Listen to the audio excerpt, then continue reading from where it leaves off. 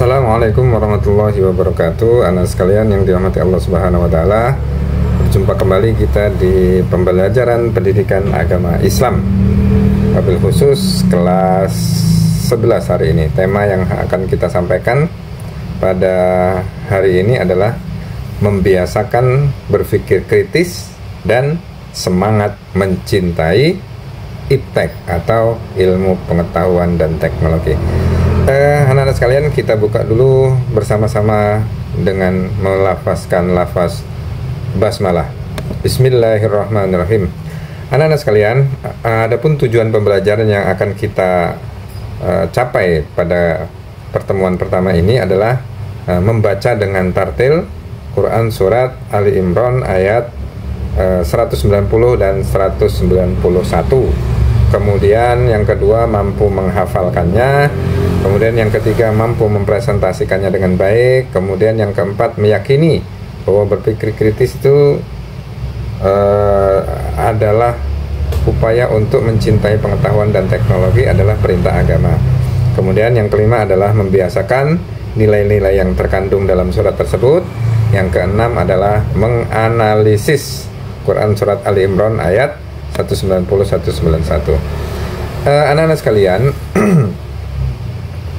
pembahasan yang akan kita bahas pertama di pertemuan pertama ini, nanti kita akan bagi menjadi beberapa pertemuan ya di bab pertama ini. Yang pertama adalah Quran surat Ali Imran ayat 190-191 tentang berpikir kritis. Pengertian berpikir kritis, pengertiannya menurut bahasa adalah al-fikr, atau dalam bahasa kita adalah kekuatan yang menembus suatu objek sehingga menghasilkan suatu pengetahuan.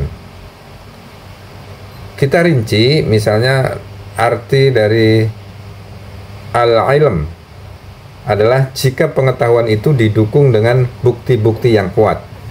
Kemudian zon atau dugaan adalah jika buktinya belum meyakinkan namun kebenarannya lebih dominan. Kalau syak atau keraguan artinya jika kemungkinan benar dan salahnya seimbang. Sementara wahn adalah jika tidak didukung bukti atau bukti tersebut sangat lemah sehingga kemungkinan salahnya lebih besar. Anak-anak sekalian, kita lanjut ke slide berikutnya. Kita harus mencoba untuk bijak terhadap informasi. Nabi Muhammad SAW bersabda, an Abi Hurairah radhiyallahu an qala Rasulullah sallallahu alaihi wasallam kafa bil mar'i kadiban ayyuhaddisa bi kulli sama'in, rawahu Muslim. Diriwayatkan dari Abu Hurairah, ia berkata Rasulullah sallallahu alaihi wasallam bersabda, cukuplah seorang itu disebut pendusta orang yang mengatakan atau membicarakan semua yang ia dengar. Hadis riwayat Muslim. Apa penjelasannya? Jika seorang ini mendapatkan berita lalu diungkapkan seluruh informasinya tanpa landasan syariah yang benar, maka Rasulullah Shallallahu Alaihi Wasallam menyebutnya sebagai pendusta. Maka jangan sampai ini mengalami atau kita mengalaminya. Anak-anak sekalian, kita kembali ke slide yang berikutnya.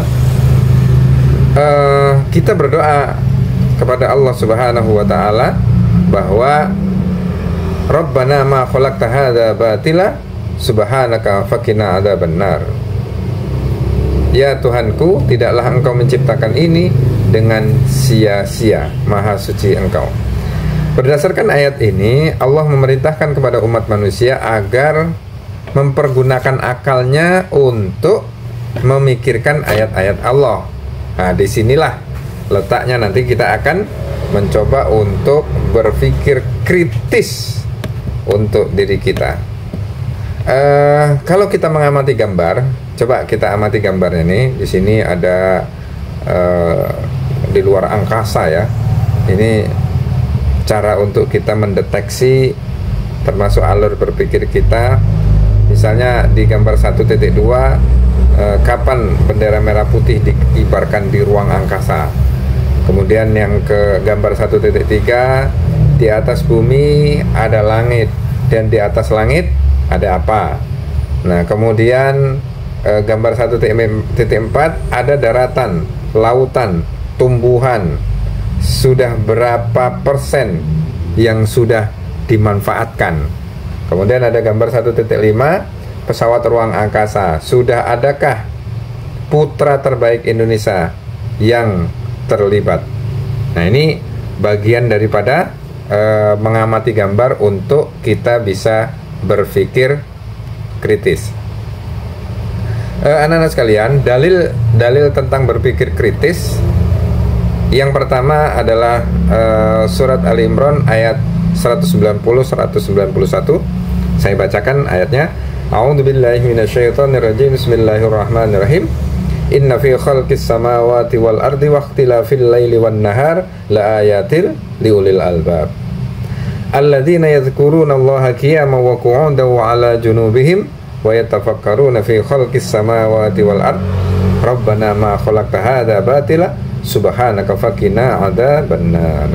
Sungguh dalam penciptaan langit dan bumi dan silih bergantinya malam dan siang terdapat tanda-tanda bagi orang-orang yang berakal, yaitu orang-orang yang mengingat Allah sambil berdiri atau duduk atau dalam keadaan berbaring, dan mereka memikirkan tentang penciptaan langit dan bumi seraya berkata, ya Tuhan kami, tiadalah Engkau menciptakan ini dengan sia-sia, Maha suci Engkau, maka peliharalah kami dari siksa api neraka. Maka anak-anak sekalian, sebagai orang yang beriman, hendaklah kita mengimani seluruh firman-firman Allah Subhanahu wa taala, kemudian berusaha memahami maknanya, memahami kandungannya, dan merefleksikan ke dalam sikap dan tindak laku yang positif. Anak-anak sekalian, selanjutnya adalah tentang bagaimana kosakata yang ada dalam surat Al Imran ayat 191. Ini tampak di layar ya. Anda bisa nanti mengingatnya. Saya kasih contoh misalnya inna, sesungguhnya, fi, di dalam, dan seterusnya. Nanti ini sambil juga kita belajar bahasa Arab ya, karena Al-Quran adalah bahasa Arab. Mudah-mudahan nanti anak-anak ini silakan ya nanti pahami secara mendetail terkait masalah terjemahan kosakata. Ini juga lembar yang kedua, wa ala junubihim dan seterusnya. Ini adalah terjemahan kosakata. Kemudian anak-anak sekalian, tampak di layar kalian semuanya, Anda bisa mengidentifikasi tajwidnya. Karena ini penting anak-anak, karena banyak kita ini membaca Al-Quran tanpa tajwid, sehingga salah benarnya kita nggak tahu. Semua dibaca, diterabas cukup, padahal itu sebenarnya oh itu ada jelas, oh itu ada samar-samar, oh itu ada mendengung dan seterusnya. Bapak kasih contohkan ya di sini, misalnya ada kata inna. Itu kalau dalam bacaan ilmu tajwid dibaca nama tajwidnya adalah gunnah. Kenapa? Karena nun bertasydid, jadi bacanya adalah inna. Ditekan sampai 2 ketukan.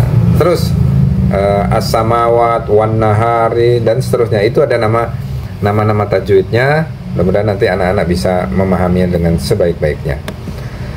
Kemudian anak-anak sekalian, selain kosakata kemudian tajwid, ini juga ada asbabun nuzulnya. Atau paham apa asbabun nuzul yang menyebabkan ayat Al-Quran itu turun, atau sebab-sebab diturunkan ayat tersebut? Anda bisa lihat, diriwayatkan dari Aisyah bahwa Rasulullah Shallallahu Alaihi Wasallam bersabda, ya Aisyah, saya malam ini beribadah kepada Allah Subhanahu Wa Taala. Dijawab oleh Aisyah, sungguh saya senang berada di sampingmu ya Rasulullah, saya tidak keberatan. Maka bangunlah Rasulullah Shallallahu Alaihi Wasallam mengambil air wudhu, lalu sholat yang lama sekali. Beliau menangis sampai membasahi pakaiannya, disebabkan sangat dalamnya merenungkan isi-isi kandungan Al-Quran yang dibaca oleh beliau dalam sholat. Nah, hal ini dilakukan berkali-kali sampai menjelang azan subuh. Ini kebiasaan Rasulullah SAW. Saat Bilal hadir, masih melihat kondisi Nabi Muhammad SAW yang menangis. Lalu Bilal bertanya, "Ya Rasulullah, kenapa Anda menangis? Bukankah Allah Subhanahu wa Ta'ala sudah mengampuni semua dosa engkau, baik terdahulu maupun yang akan datang?" Lalu Nabi Muhammad SAW menjawab, tidak pantaskah saya ini menjadi hamba Allah yang bersyukur, apalagi di malam ini Allah menurunkan ayat yang alangkah ruginya jika dibaca ayat ini namun tidak dihayati makna dan isi kandungannya. Ayat tersebut adalah surat Al-Imran ayat 190-191. Kemudian asbabun nuzul yang kedua, anak-anak sekalian, At-Tabrani dan Ibnu Abi Hatim meriwayatkan dari Ibnu Abbas radhiyallahu an bahwa orang-orang Quraisy mendatangi kaum Yahudi dan bertanya, "Bukti-bukti kebenaran apa yang dibawa Musa kepadamu?" Kemudian dijawab, "Tongkatnya dan tangannya yang putih bersinar bagi yang memandangnya." Kemudian mereka mendatangi kaum Nasrani dan bertanya, "Bagaimana dengan Isa?" Dijawab, "Isa menyembuhkan mata yang buta sejak lahir dan penyakit sopak serta menghidupkan orang-orang yang sudah mati." Selanjutnya mereka mendatangi Rasul dan berkata, "Mintalah dari Tuhanmu agar bukit Sofa itu menjadi emas." Maka Rasulullah berdoa dan turunlah Quran surat Ali Imran ayat 190-191. Hal ini mengajak mereka memikirkan langit dan bumi tentang kejadiannya. Hal-hal yang menakjubkan di dalamnya seperti adanya bintang, matahari, bulan, dan peredarannya. Ada laut, gunung, pohon, buah, binatang, dan lain sebagainya. Ini adalah asbabun nuzulnya. Kemudian anak-anak sekalian, isi kandungan surat Al-Imran ayat 190-191, begitu banyak tanda-tanda kebesaran Allah yang dibentangkan di langit dan bumi, termasuk pada diri manusia. Semua itu harus dijadikan sebagai sarana untuk berpikir bagi umat manusia. Kemudian penciptaan alam semesta meliputi silih bergantinya siang dan malam, pusaran angin, keteraturan lintasan benda-benda langit dan bumi dengan segala isinya. Semua itu adalah kehendaknya Allah Subhanahu wa Ta'ala. Kemudian yang ketiga, semua manfaat, faedah dan hikmah dari beragam peristiwa yang disebar di alam semesta ini. Yang selanjutnya adalah ulil albab, adalah orang-orang yang memiliki akal pikiran yang luas, nurani yang bersih, serta menjadi hamba Allah Subhanahu wa Ta'ala. Kemudian tanda lain ulil albab adalah mereka yang dalam kondisi apapun, baik duduk, berbaring, yang artinya juga saat mampu, kaya dan miskin, terpuruk dan seterusnya, itu selalu disandarkan kepada Allah Subhanahu wa Ta'ala, bahwa ini adalah anugerah dari Allah. Ulil albab juga melakukan pemikiran kritis, utuh, objektif, dan seimbang terhadap segala problema yang muncul, sehingga buah pemikirannya memberikan manfaat yang banyak terhadap alam semesta. Selanjutnya, setiap orang beriman sangat dituntut agar penggunaan akal pikiran dan akal budinya menghasilkan kesadaran diri bahwa semua penciptaan itu bersumber dari Allah Subhanahu wa Ta'ala. Anak-anak sekalian, ayat ini mengajak kita untuk selalu di setiap komunitas kita, di masyarakat yang luas, kemudian bahkan dalam lingkungan yang lebih luas lagi, ada kelompok orang-orang yang berperan sebagai pemikir, kemudian penengah, pemberi solusi, sedangkan agar kita terhindar dari berita-berita bohong atau hoak.